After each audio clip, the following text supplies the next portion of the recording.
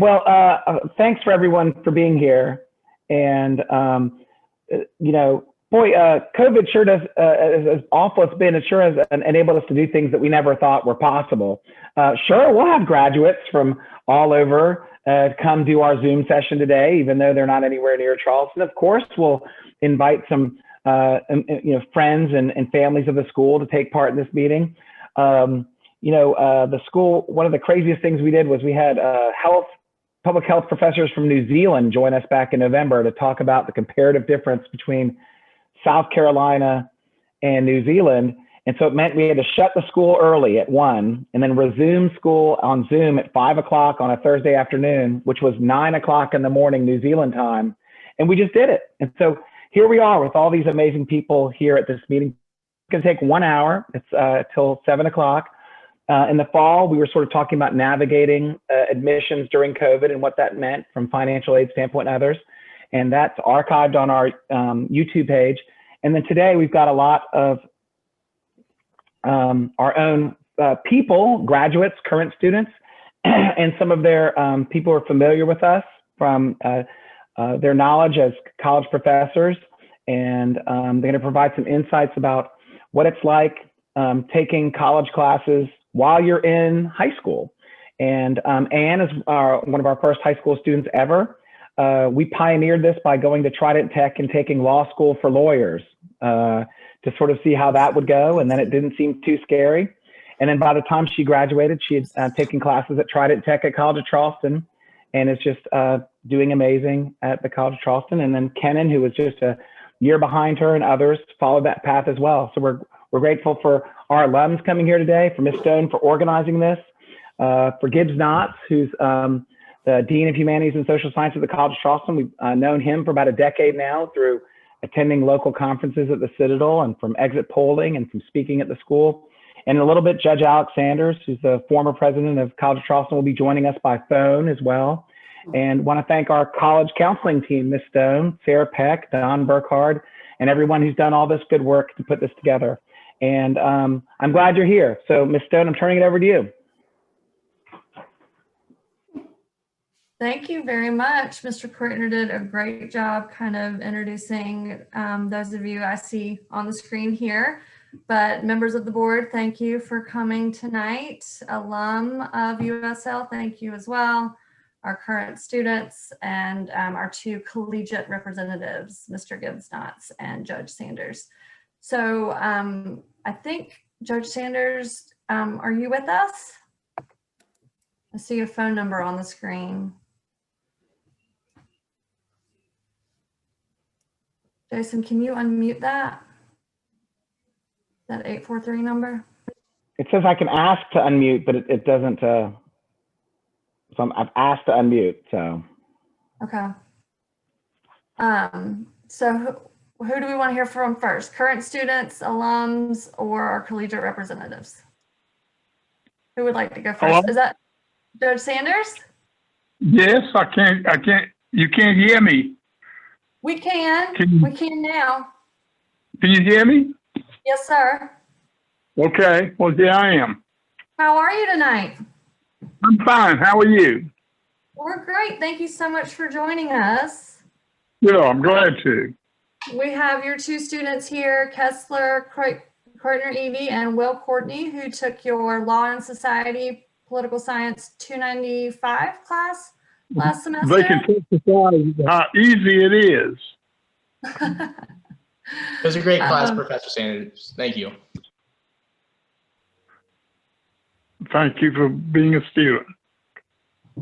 So we appreciate you coming tonight, and we've got lots of people here interested in hearing your perspective on having some of our wonderful students attend your class. I'll look forward to sharing my thoughts with you. And you can go ahead and take it away. You calling on me now? Yes, sir. Okay, well, let me say that I thoroughly enjoyed the two students that I had. They were both excellent students, and certainly no student I think was superior from the College of Charleston in my class this semester.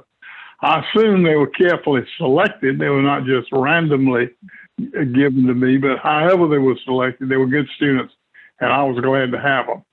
Our class was structured unusually this semester because of the COVID virus. We did it in part online and in part in class, but wearing masks and so forth.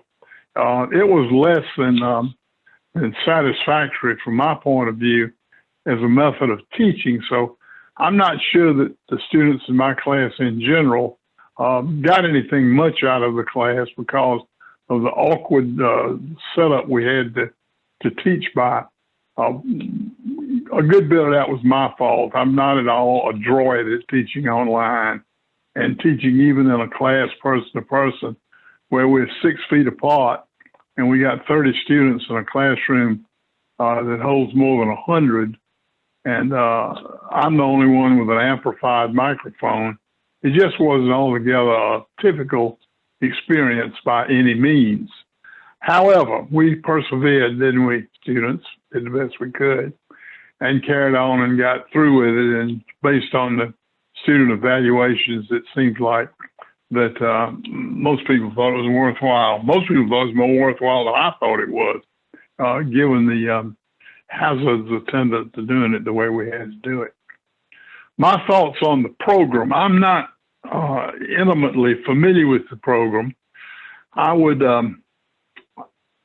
evaluate the program based on the 2 students that I had with a high evaluation, but also with a caveat. The caveat is this. In my opinion, as a person who's been teaching school, last semester was the 110th semester in a row I've taught. In other words, a little over 55 years. Based on that experience and my own personal experience in life, I am of the firm opinion that the time students spend in their high school years, that is the time from the 9th through the 12th grade, are the most important part of the student's education. Of course, education comes in many forms, but the things that students learn and the interaction that students have and the social agenda that students develop are far more important in those years than in later years. So my only reservation about the program is I would be very careful about depriving a student for any of that time without being absolutely sure it was worthwhile to cause them to miss that typical high school years that would follow. The whole time I'm teaching these wonderful students, I'm thinking to myself, am I sure I'm making a bigger difference in their lives as they would have made in their own lives had only I left them in high school? That's my thoughts in general. I'll be glad to answer any questions on the subject. Well, thank you very much, Judge Sanders. We appreciate that. And yes, they were carefully hand-selected to attend your class. Speaking to that other side of academics part of high school, Gibbs, would you mind talking about your knowledge of our program and how you think we're doing, taking care of that? And I guess you have more familiarity with our dual enrollment program as well. Yeah, so I'm really happy to be here. I'm a big fan of University School of the Low Country. You know, when I went to this academic conference at the Citadel before I even lived in Charleston, there's these like middle school kids at like a dorky professor conference, and I asked them who they were, and they said they were with University School of the Low Country, and I was super impressed. Of course, I love the exit polling, so I'm a big fan of that, and then I've had the pleasure of speaking on campus. I think just a couple things. I made a few notes about dual enrollment that I'd like to share. I think it's a great program. It's a great value. So I definitely am glad you guys are interested in it. My daughter, who's a senior in high school right now, took 2 classes this past summer. And she took one in summer 1 and one in summer 2. She took a introduction to sociology class and an oral communication class. And it was great for her. I mean, it, you know, really helped her confidence. I think it looks good on college applications. And so it was just a very, very positive. So I got to see it from a parent perspective as well. You know, a couple of things I'd say to keep in mind, and I'm sure you guys do a good job of this, but I wanted to just share a few thoughts. You know, be smart about the classes you pick. I mean, the subject matter matters. If you're not the strongest math student, I probably wouldn't pick a dual enrollment math class. Pick something that you're really excited about and interested in, play to your strengths. You know, really be careful about the professors. And I know USL does a good job. I mean, to hook you up with somebody like my colleague, Judge Alex Sanders, is a great idea. But, you know, there may be some professors that may not be quite as good in terms of teaching dual enrollment. If you're a student, seek out help early. Professors will be available to help you outside of class, but a lot of times they don't come to you. You need to go to them.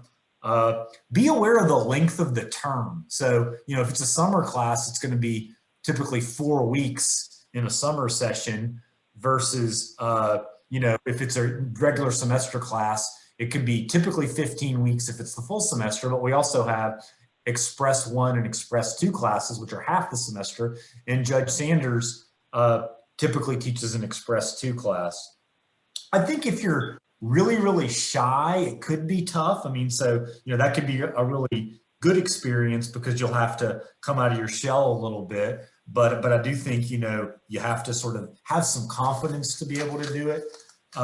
There are fewer assignments in a typical college class. And so it's not like you're going to be able to get a bunch of homework credit and things like that. I mean, it might be, you know, a midterm exam, a final exam, and a paper. And so you've got to be aware of that. And then I think just be prepared to put the time in.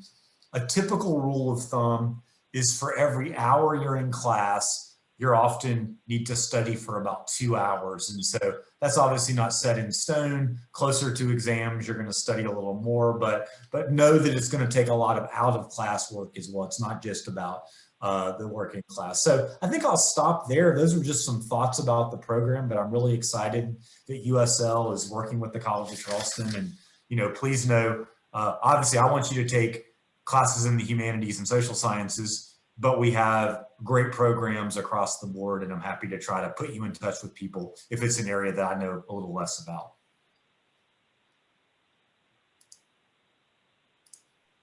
Thank you, Gibbs. We appreciate all the help that you've given us, especially in even like getting those experiences where we bring our students on the CFC campus to sit in on those college classes to try to help increase that comfort level. Will, Kessler, y'all have done the sit-in exercise, right? Will, could you speak to that, since you are probably our most seasoned person that's been around while this program has really been thriving from start to finish, with starting in the sit-ins and all the way through? Yeah, I mean, I can talk a little bit also about how, I don't know, how I've been prepared for the Naval Academy as well, if you would like me to talk about all of that as well. Sure. So yeah, I mean, USL has done a lot of things for me, and I've explored and been involved with our entire community. And as a senior in 10 years at USL, the 10-year society, I've been looking at potential colleges to go to. But yeah, if you ask me about USL, where I wanted to go since the beginning of my sophomore year, they would say the Naval Academy. And this really isn't by chance either. Well, I do have a grandfather who served and a brother currently serving in the Navy. USL introduced me to the military through 3 middle school trips, 2 high school trips.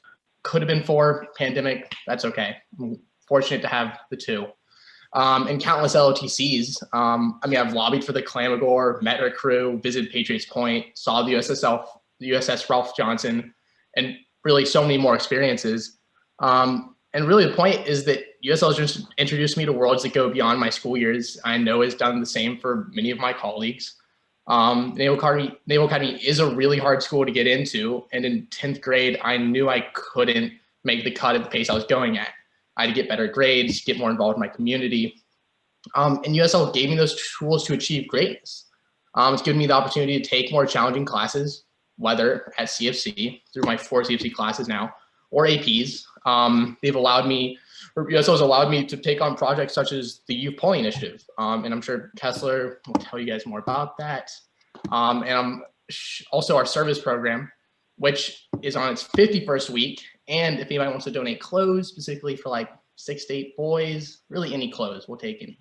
And diapers, so just email me, Mr. Kreutner, or somebody. But the point is that USL gives you the tools you need to exceed, not only in high school, but in college, and really beyond. Besides CFC, we have classes mimicked after college classes here at USL. I can think about our econ class that I just took with Mr. Kreutner this morning. I mean, we go to Starbucks. We walk off campus to Starbucks. If you're not there on time, I'm sure some people in my class can tell you about it. Mr. Kreutner essentially locks the door at Starbucks, not physically, but cuts you off. And if you're not there on time, then you're out. And I know I'll encounter professors like that in my college years who will be like, no, you got to be on time. So that, prepares me, besides also taking the CFC classes themselves. And then when applying to colleges, we have an amazing crew. We got Ms. Peck, Mr. Burkhardt, Ms. Stone, and they all have experience in college admissions. Ms. Peck has spent, hours of me working on essays. Mr. Burkhardt has spent hours of his day giving presentations on the college admission process. Ms. Stone has given me plenty of opportunities to take CFC classes and excel in.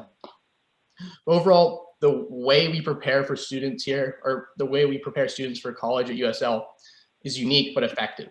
But the student needs to be motivated to succeed. And if they're given the tools, they just need to reach out and use them. And I'm extremely grateful for USL and the people I've just mentioned, what they've allowed me to succeed at. And because of USL, I know I can handle what comes after high school. That's excellent, Will. Thank you so much. Very well prepared. Thank you. How many college classes will it be total at the end for you? I think 4. Okay. Yeah. All right. So we have someone here who's a little bit higher. I know y'all are in healthy competition, but another seasoned veteran of the program, Mr. Jack Woodward. Hello, Jack. How are you? I'm doing pretty good. How are you? Good. Would you like to talk to us about your experience? And is it going to be 10 for you? Sure. Yeah, it's going to be 10 at the end of the year for me. So it's definitely been a large encompassing process. Yeah. So as I said, I've taken 10 college classes. I think I started on my sophomore, spring year, and I took like an anthropology class because I was interested. And then I feel like a lot of what USL has given me at the time is just like the ability to find stuff that's interesting. Like when I was in sophomore year, I had no idea what I wanted to do. And it wasn't until I took a history class, Adam Dombey, I don't know if Gibbs Knotts and knows who is, but he was really, I really enjoyed his teaching. And then from there, he inspired me to pursue more from the college class. And I that's where I guess found my calling, I guess, from there. And I don't think without taking those college classes, I would have had no idea of what I wanted to do. And I know we'll touch on this a little bit, but that's a little bit straight, but the college level for when applying to stuff, USL has been incredibly helpful to me. I think there's been multiple times when I've just talked to Miss Peck for hours on end just for the simplest of essays things, but even still it means a lot and it's important, and I feel that doesn't get stated enough for how much support there is and the backgrounds behind it. And so yeah, I guess that's it. But that's okay. That was great. Thank you, Jack. Yeah. I appreciate your thoughts on your experience. Kessler, we can just stay with current students and then go over to our alums, if you wouldn't mind sharing your experience, please. Yeah, I'm happy to. So obviously I've taken the least amount of anyone, but I'm younger, so I feel like that's okay. So I've taken 2, but technically at CFC as a sophomore, you're not supposed to take classes. We kind of, went around that.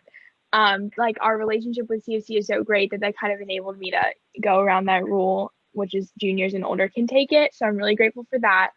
But I just remember in 2020, pre-pandemic, going to all the bully pulpits with all the candidates, seeing Pete Buttigieg and seeing Elizabeth Warren.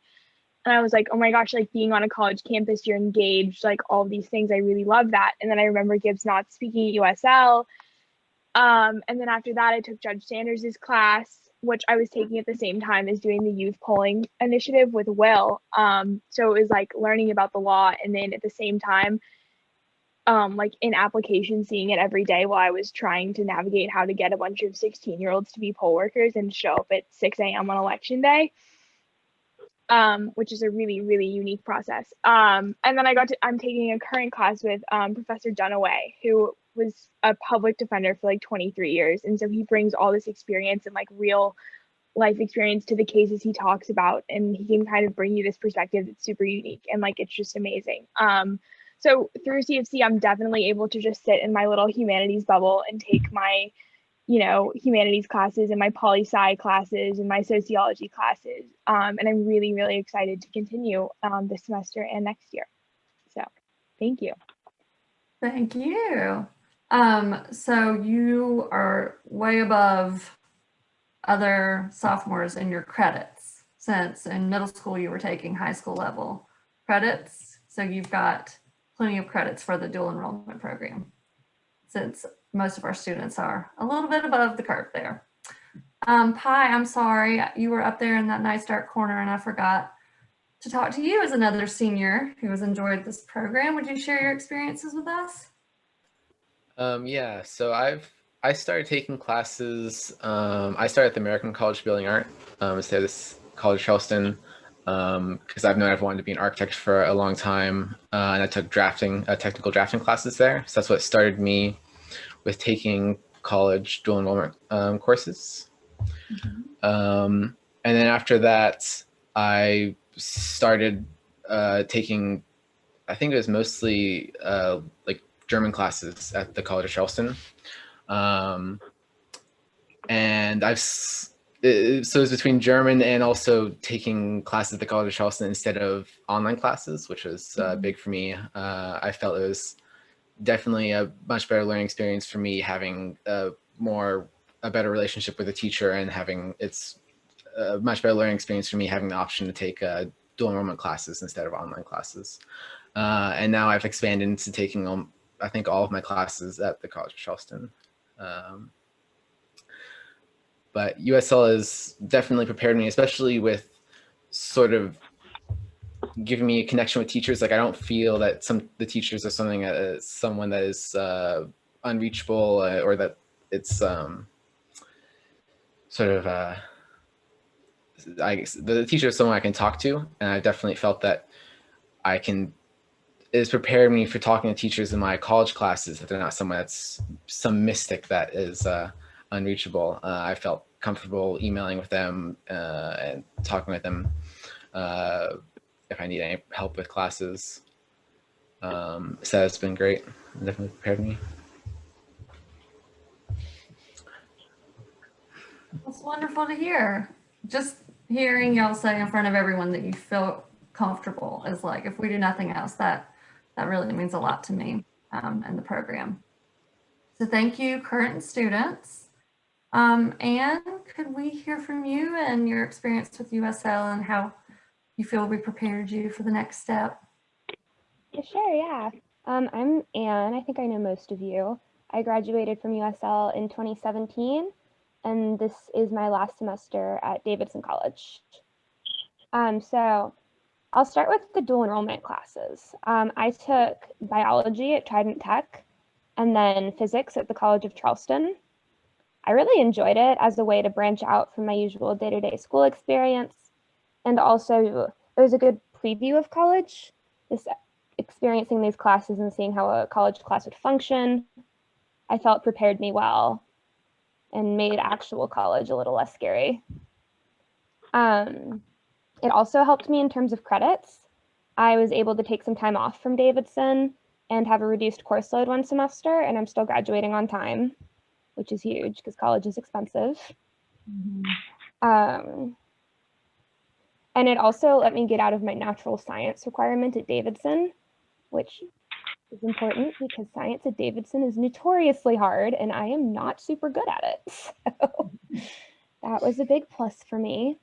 And then outside of the dual enrollment classes, I feel like USL prepared me for college in a lot of other ways as well. The application process for sure. I mean, Ms. Peck and Mr. Burkhardt went so far above and beyond. I mean, Ms. Peck may have actually spent more time on my essays than I did. Unclear. They're both so supportive and encouraging, and Mr. Greitner, of course, felt very supported through the whole process.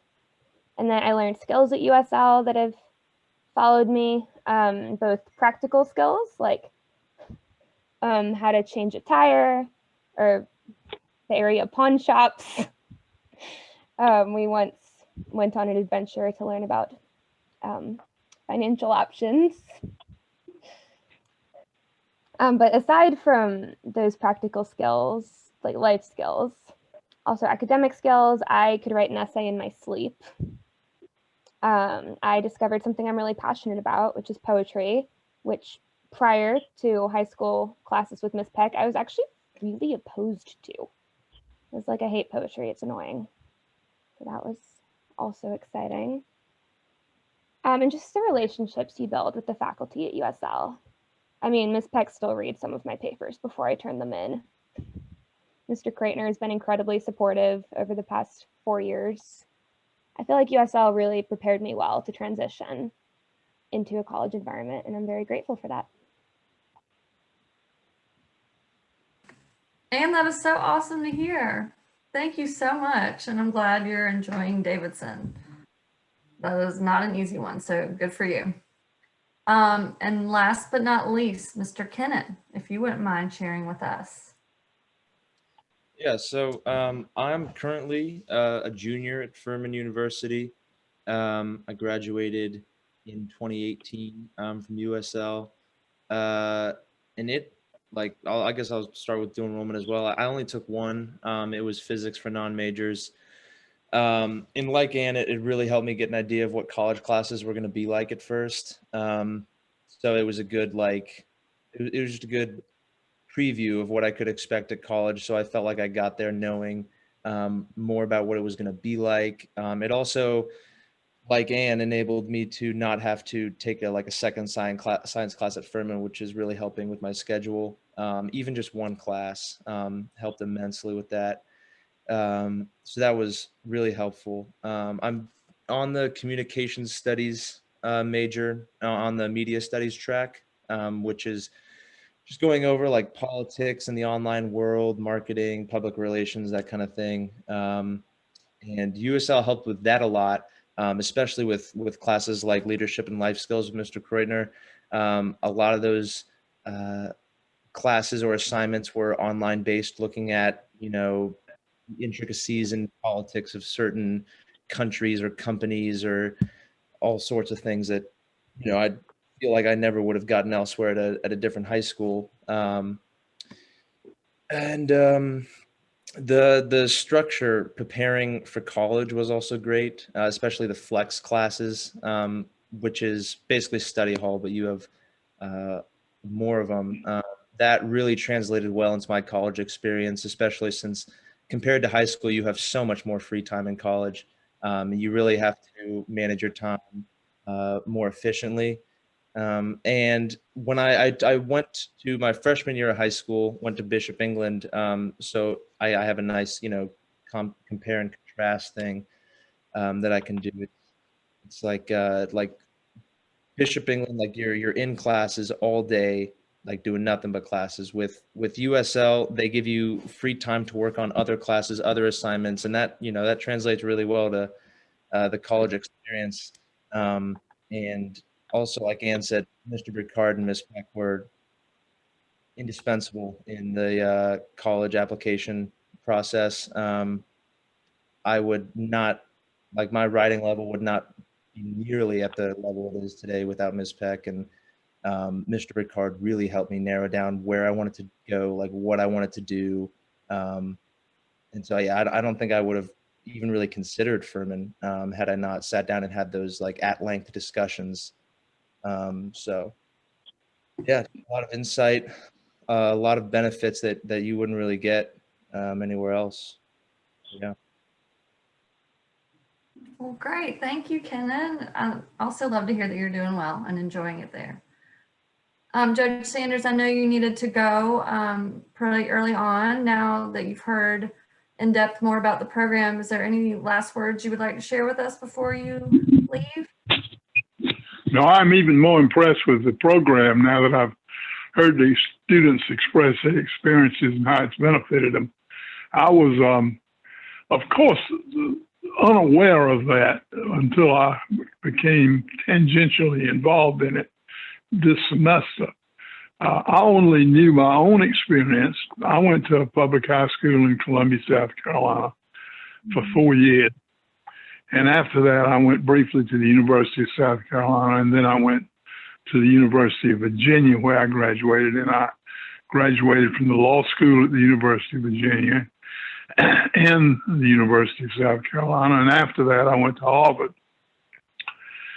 I would say, without fear of contradiction, that none of those institutions of higher education had anywhere near the impact on my life since then than the high school I attended. People I met in that high school are my friends today. Things I learned in that high school far surpass anything I learned anywhere else, including Harvard. So I have spent my whole life enamored of the importance of high school, to the point where I would be very reluctant to subtract anything from the high school years by diverting a student to something else. But now I've heard the uses that people have made of college courses while in high school. I've had a somewhat changing mind about that.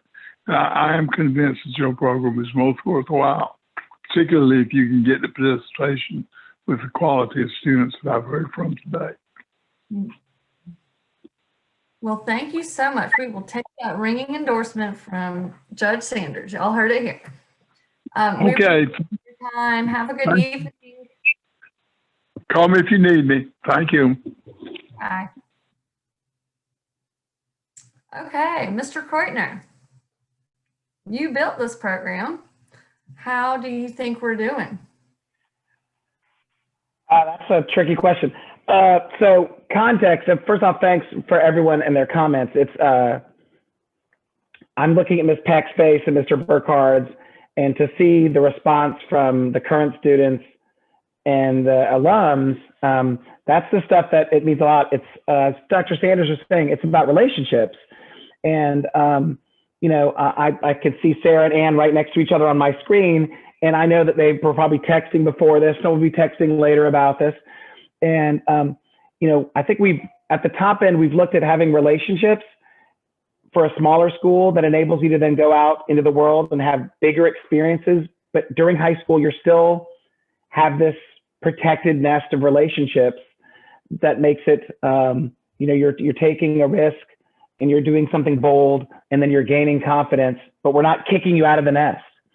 And it starts in third grade because you're trying to avoid people having a panic attack in their junior year of high school. So even during COVID, we toured around the Citadel, even third graders. And so for third graders, it might just be, wow, people go to school in a fort. I mean, like literally that might be their takeaway, or look at the physical layout of this campus. And as they get older, it's a little bit different. And so I'm looking at Ann and Kenan and all the adventures that we went on, both geographically in the Southeast and then across the country and even out of the country, learning. Pi is here because we rotate through out of the country. Pi, I wrote a recommendation for the University United Kingdom system. He wants to go to school in Liechtenstein or UK. And I think that's a bold thing, that we want them to discover things that are beyond their comfort zone. So it's sort of steady. You know, you're getting interactions with college. We've met 5 university professors already this year. Jack Woodward, Adam Dombey's coming to speak to us at the last day of March about the lost cause, false cause, Confederate statues piece.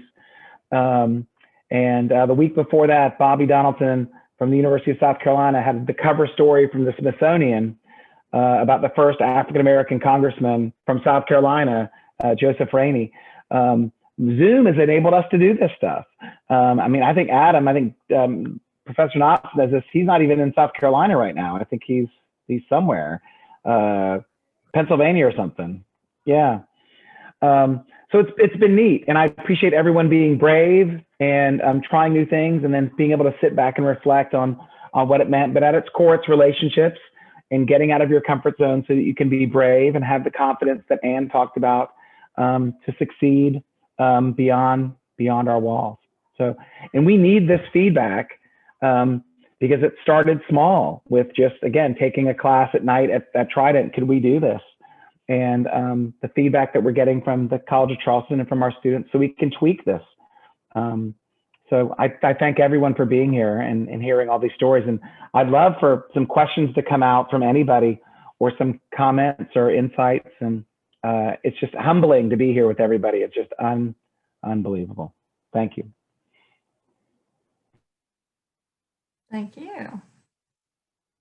Dr. Horace.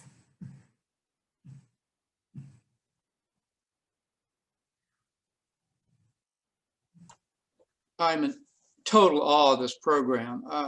You hear so much about colleges having to offer remedial programs, and here we have high school students so capable that they can actually reach up and take advantage of the college. That is tremendous, and I really applaud all that you're doing.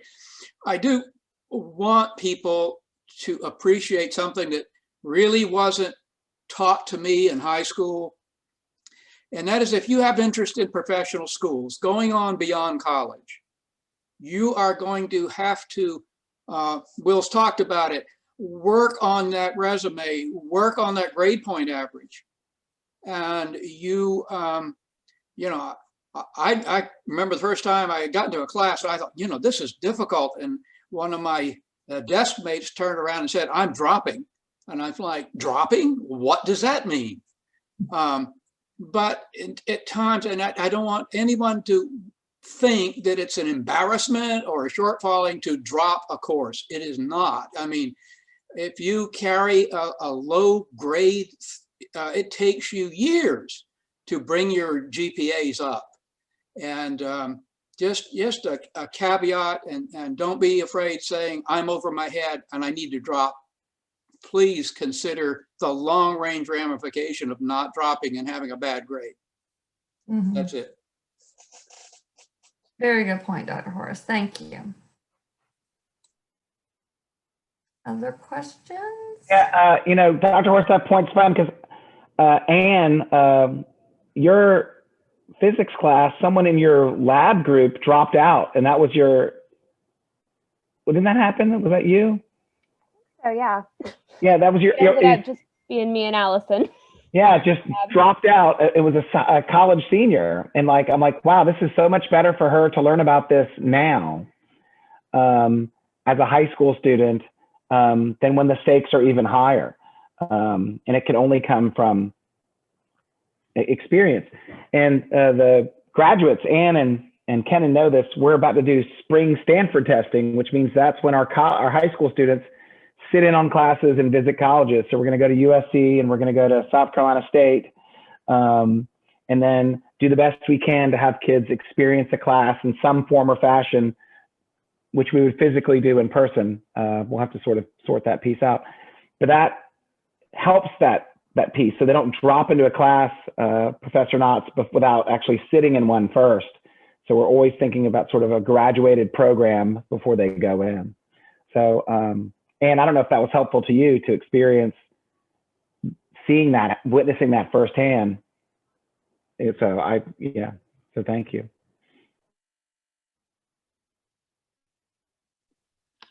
I have a question. Maybe this can everybody hear me, first of all?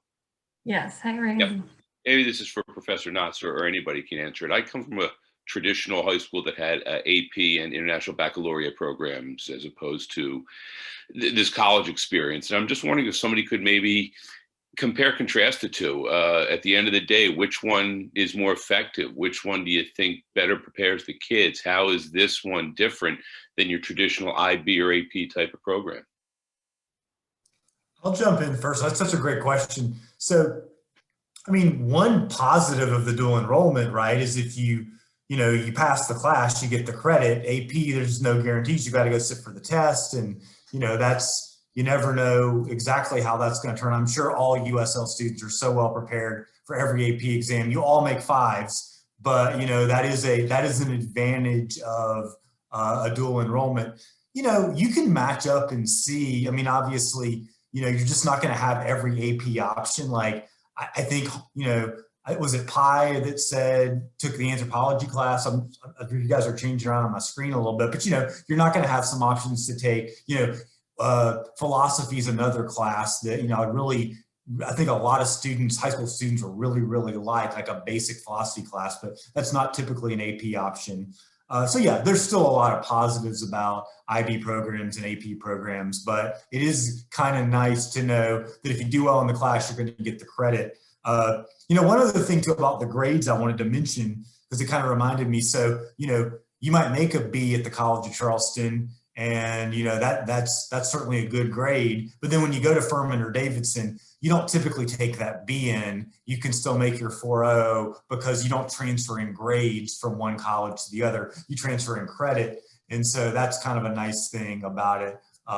Transferring as well. So if you do make a mistake or you don't end up making quite as high of a grade, it'll affect your high school GPA. At least that's what it did in my daughter's case. I don't know exactly how USL handles transferring in grades, but it's not going to affect your college grade. So it's a good opportunity to take some different classes. I hope that at least chipped away at your question, but I don't know if other people have things they would like to add to it. Yeah, thank you. Gibbs, that's a perfect answer from the college side, which is important to have, and a parent side to have your perspective here. So we're a school for high achieving students. And so APs are an incredible differentiator along with IB programs for, appealing to students who are in that same category.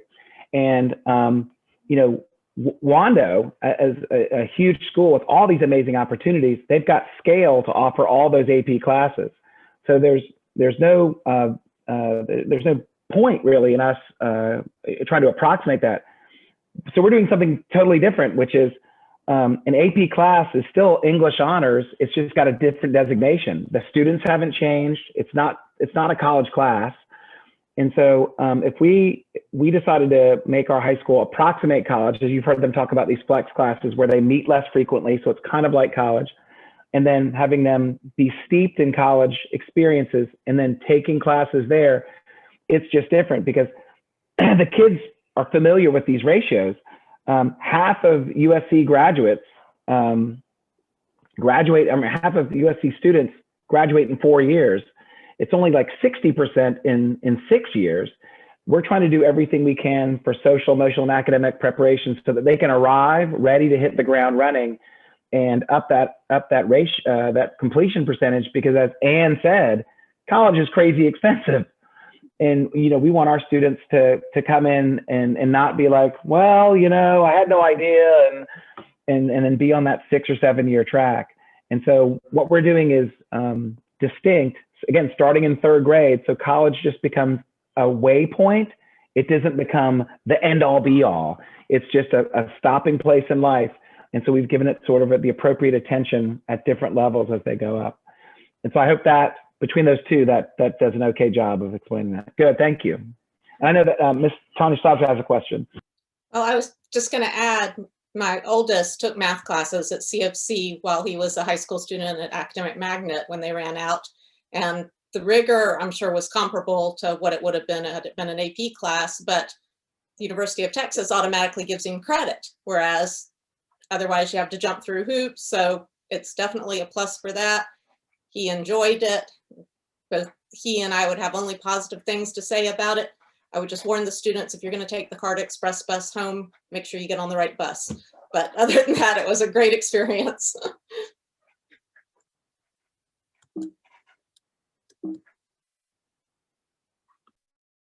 And Jessica, one of the other thing I just forgot to say about formats, we talked about, this being on Zoom and all these different instructional options, but, I'm sure you help, students and parents navigate that. But we basically have 3 types of classes. We've got our kind of in-person classes. We've got our online synchronous classes that meet kind of at a typical time, but they're online. And then we've got an asynchronous option.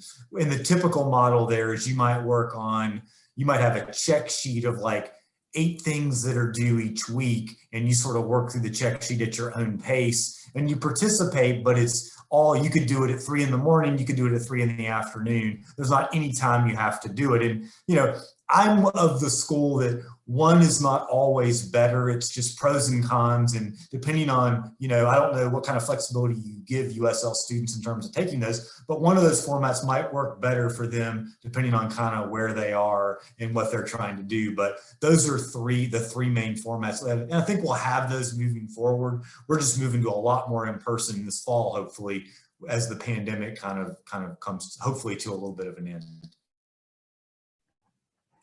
We are happy to hear that last little tidbit.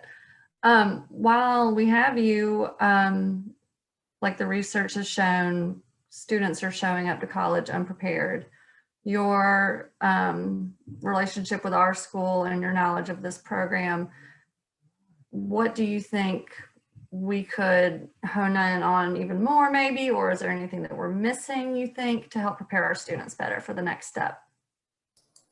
Yeah, that's a great question. I mean, I think one of the things you guys are so good at is just getting students to communicate with adults. So I love when it's like, look, you know, these are not scary people. What I always tell students is like, these people love their subject matter so much they've dedicated their life to it. And so like, if you actually like have an interest in what they're interested in, that's half the battle. Like you could even fake an interest if you, I know Kessler's not faking interest, but she really is into all this political stuff. But yeah, I mean, I think, you know, showing an interest, reaching out, getting help, and then just developing those kind of critical thinking, independent skills that you guys do such a good job of cultivating, a sense of curiosity. It's a lot easier to get through a subject if you're excited about it than it is if you're kind of like pulling teeth and pulling your hair out and stuff like that. So I think connecting with faculty, reaching out, and then, you know, really enjoying and loving to learn is really a lot of the battle. And I think I've always seen USL students are very well prepared in those 2 areas. I'd actually love to chime in here if that's okay. Please. Like a great example of this from high school for me. One of the first times I really did this is I got super into poetry and creative writing. So I connected with Miss Peck about that, and we did like a whole independent study basically. She was super willing to dive into it with me. We spent so much time writing together. This past summer, actually, I had a break between my semester ending and when my internship started. So we did like a 5-week just writing course for fun. It was so great. So that really was a good jumping off point for realizing that people are really passionate about what they teach, and they're pretty much always really happy to talk about it.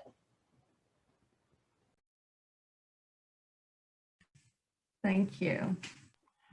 Can I add on to Anne's thing?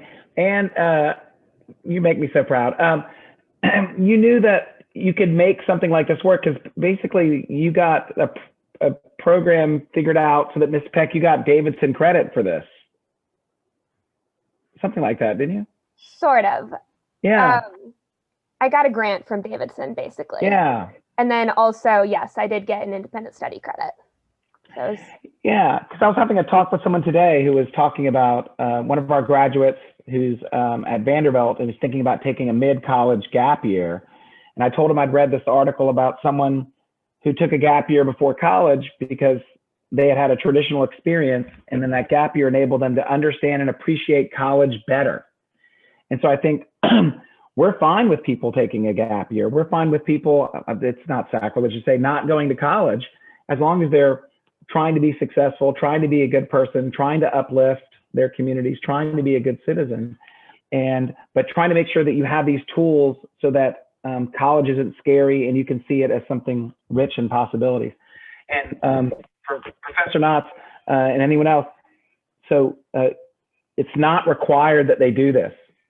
Everyone's different. We would like it for every student to graduate at least having done it once.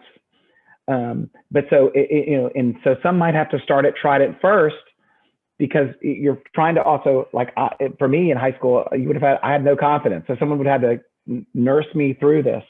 And others from experience, they're like raring to go at the sophomore year or whatever. So it's kind of all different.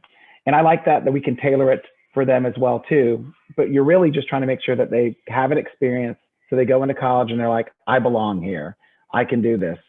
Because the worst situations are a kid going to college, realizing they're socially, emotionally unprepared or academically unprepared, borrowing $8,000, dropping out, and then having to go to work and to pay back those $7,000 or $8,000. And there's just tens of thousands of people like that across the country, and it's just not good.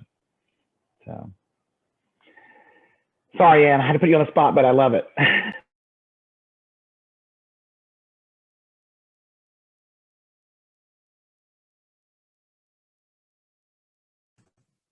Mr. Burkhardt? Hi. Hi. I'm sorry to single you out, but you have first class experience on both sides of this conversation. Is there anything that you would like to add? Well, yeah, education is from cradle to grave. I'm still learning, even though I got that experience. Well, first of all, let me express my gratitude to everybody, because all of you have some connection, and without mentioning, you know, your connection to USL, I'm grateful for that connection, whether you're a professor at the college or whether you're an alum or a board member, whatever. And it's great to see some faces of graduates from 2-3 years ago and what you're doing now. And I'm particularly grateful for, you know, Chloe and Sarah and Connor, people like that who are on here, who are really in the lower grades and who already are expressing interest in this subject.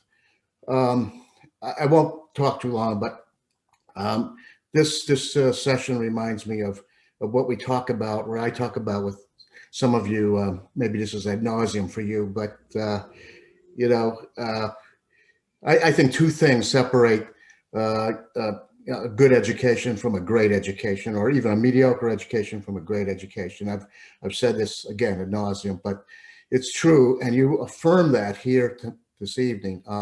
One is to surround yourself with great students and play up. We get better when we play up. And when you go into a college level class and, you know, you may feel a little squeamish about your situation, but when you're in there, and I've seen this happen with USL students, they really do raise to the occasion, and they really go for it. And it really builds their confidence. It builds their understanding of what the college, you know, environment and culture is like versus the cultures they've experienced in their middle and upper years. The second thing I think, and by the way, in addition to playing up, it's a really good entree to, you know, what I think is really important, collaborative education. Because when you surround yourself with other students, you're building relationship with those students that are helping you. You're challenging them, they're challenging you, and that there's nothing that suffices for that. And the second thing which complements that makes a great education is, and several of you have mentioned it, Dr. Knotts has mentioned it too, is establishing a healthy relationship with the faculty that are there. It's not just, you know, they're lecturing, regurgitating, and you're regurgitating back. It's the give and take. It's and my experience at the College of Charleston has always been that the faculty are, for the most part, are superior at that. They want students to be engaged. That's why they're there, and they're passionate about their subject, and they like students who are passionate about. And you never know the trajectory of your career. You never know where that's going to take you. Leaning on faculty for questions of, hey, what do you think about this? I'm thinking about going abroad. I'm building credits on dual enrollment so that I inculcate some flexibility so that when I get to college, I can get that abroad experience. And what do you think about that, Dr. So-and-so? And I think that kind of relationship and engagement is mutually helpful for the student, and the faculty like it too. And it opens you up to a whole new vista, a whole new trajectory of where that might take you. You just have to be open enough to let that happen. Well, I've said enough. Thank you. Thank you. So eloquent. I appreciate it. Any other questions?